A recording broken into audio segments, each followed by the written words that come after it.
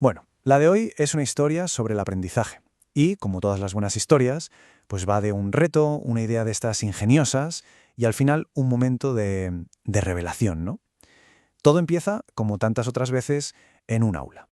Y la protagonista de esta historia se llama Bárbara. Es una alumna que, nos recuerda algo muy importante, que aprender no es un camino único para todos, sino un destino al que cada uno de nosotros llega a su manera. Y aquí es donde viene el meollo de la cuestión. A ver, ¿cómo enseñas un cuento? ¿Cómo transmites la trama, la tensión, la moraleja, cuando el canal principal, la voz, pues simplemente no es una opción? Ese es el gran desafío que vamos a explorar. Venga, pues vamos a meternos de lleno. Estamos en un aula, sexto de primaria. El objetivo, a primera vista, parece sencillo, analizar un cuento que conocemos todos.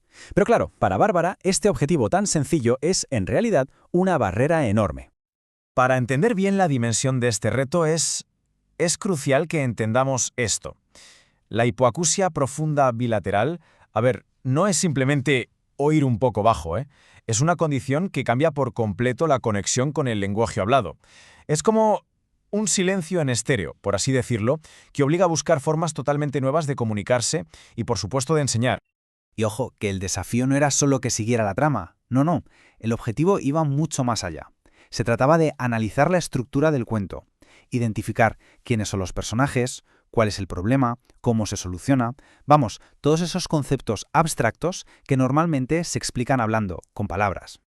Y ante un reto así, la respuesta no fue insistir en lo de siempre, sino innovar, cambiarlo todo. Así que pasamos del problema a la solución. Y fue una solución brillante, una que no intentaba forzar la audición, para nada, sino que se apoyaba en la vista y en el tacto.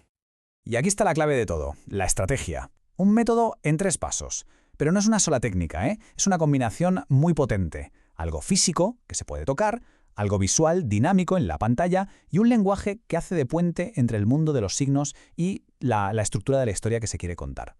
Vale, el primer paso, sacar a los personajes del libro, literalmente, darles una presencia física. Se crearon figuras grandes que se podían tocar. Y esto lo cambia todo, porque de repente Caperucita, el lobo, la abuela, dejan de ser ideas abstractas y se convierten en cosas reales con las que se puede interactuar. Y aquí entra otra pieza clave del puzzle, el español signado. Esto fue como el hilo conductor de toda la narración. A ver, para que quede claro, no es una lengua de signos como tal, sino un sistema que coge los signos, pero sigue la gramática del español hablado. Y gracias a esto, se pudo explicar toda la secuencia y la lógica del cuento de una forma que fuera súper accesible visualmente para Bárbara. Muy bien, ya hemos visto el método. ¿Pero funcionó? Ahora llega el momento de la verdad, el momento de poner todo esto en práctica. Después de la lección interactiva, toca evaluar. La gran pregunta era, ¿realmente se ha transmitido el conocimiento? ¿Podría Bárbara demostrar por sí misma que lo había entendido todo? La tarea que se le puso era muy directa. Tenía 2 partes. Primero, identificar a los personajes, escribir el nombre de cada uno. Y segundo, explicar qué hacía cada uno en el cuento. Y esta segunda parte es la más importante, claro, porque no se trata solo de memorizar, sino de entender de verdad qué papel juega cada personaje en la historia. Y con esto llegamos al clímax de esta pequeña historia sobre el aprendizaje. Esto no va de sacar una buena nota.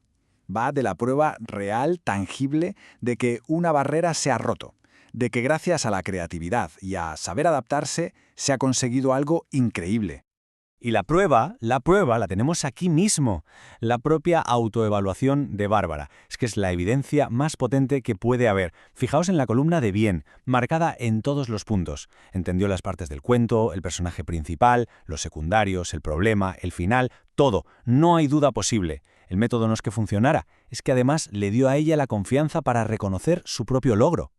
Pero la cosa no acabó ahí. Hubo un paso final que fue muy significativo.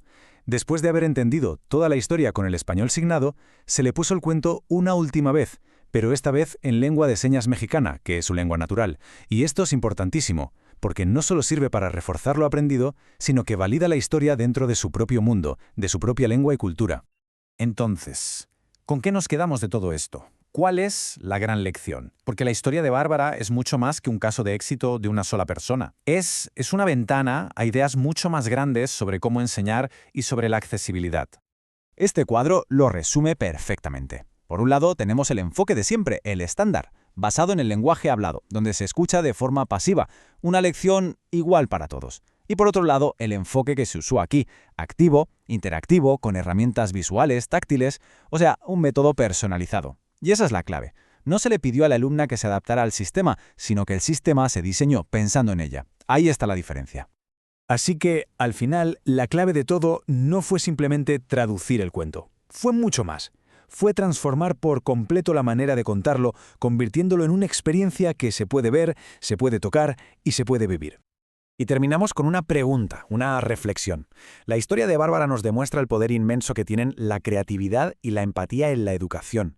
Y nos obliga a pensar, ¿qué pasaría, qué potencial increíble se podría liberar si en cada aula, cada reto de aprendizaje se viera no como un obstáculo, sino como lo que es en realidad, una oportunidad para innovar?